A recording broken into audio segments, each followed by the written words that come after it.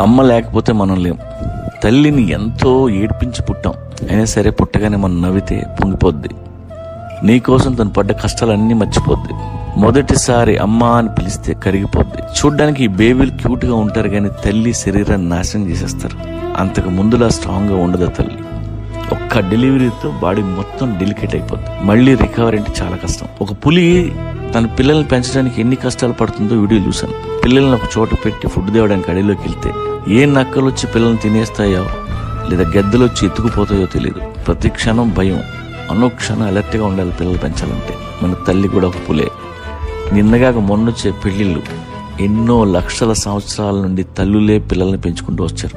మొగుడు ఎలాంటోడైనా ఉన్నా లేకున్నా కంటికి రెప్పలా మనల్ని చూసే తల్లే. తల్లి లేని పిల్లల్ని అడగండి, వాళ్ళు ఎన్ని కష్టాలు పడ్డారు. మొగుడు సంపాదించినా సంపాదించకపోయినా, ఇంటికి వచ్చినా రాకపోయినా